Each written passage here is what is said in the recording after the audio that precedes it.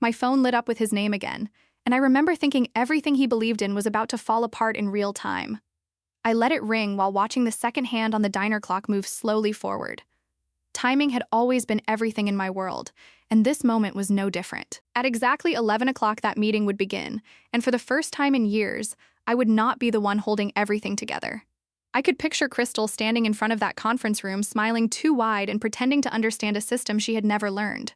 Somewhere behind her, Travis would be pacing, trying to maintain control with nothing but confidence. I sat in that cracked booth with my laptop open and coffee cooling in front of me. What I felt in that moment was not anger, but something far sharper and clearer. For more than 20 years, I had been the quiet force keeping everything running. I handled pressure, fixed problems, and prevented disasters before anyone noticed them. In one careless morning, they removed me like I was nothing important. What they failed to understand was that I was not just a part of the system.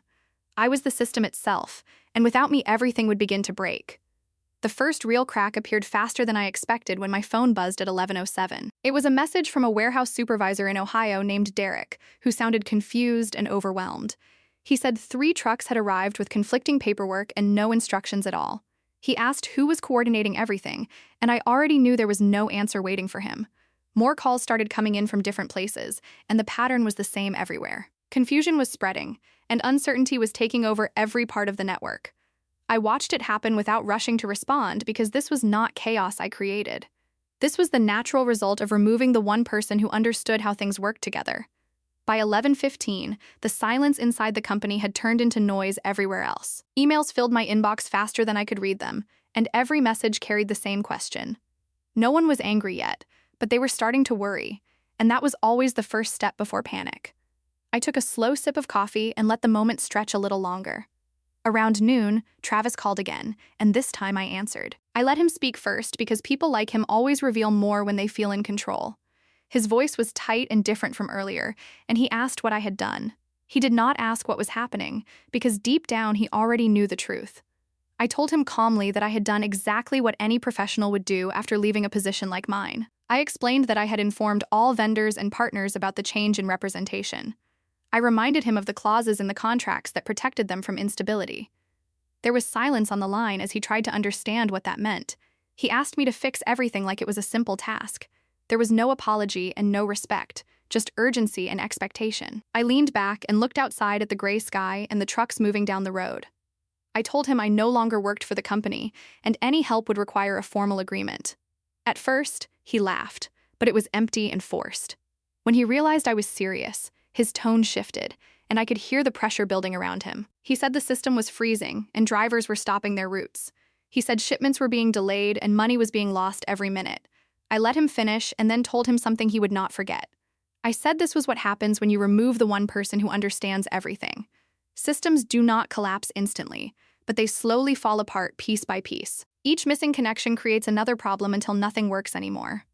When the call ended, I felt a mix of satisfaction and something heavier. I never wanted to destroy anything, and that had never been my goal. I simply stepped away and let reality take its course. The truth is that some companies rely more on people than they are willing to admit. The afternoon passed as the situation grew worse with every hour. Drivers were stuck, managers were confused, and partners were already losing trust. Then around 3 o'clock in the afternoon, I received a call I had been expecting. It was not Travis this time, but his father calling from across the ocean. His voice was older, but still sharp and focused. He did not waste time with small talk and asked me directly what had happened. I explained everything clearly without anger or exaggeration. When I finished, there was a long silence that said more than words ever could. He finally spoke and asked if there was a way to stabilize things. Not to fix everything immediately, but to stop the damage from spreading. I told him there was a way, but it would not be easy or cheap. I explained what it would take to rebuild trust and restore step by step. He listened carefully and then said something that stayed with me. He said some lessons come with a price, and sometimes that price is necessary. By the end of that day, the company was still standing, but barely functioning. Everything was delayed, and trust was broken across the board. I drove home that evening in silence without turning on the radio. For the first time in years, I was not responsible for fixing everything. The quiet felt strange, but also freeing in a way I had not expected. It was not the world that had changed, but my place in it. In the weeks that followed, the company struggled to recover from the damage. They brought in new people and tried to patch problems quickly, but relationships take time, and trust cannot be replaced overnight. Eventually, they reached out to me again with a different tone.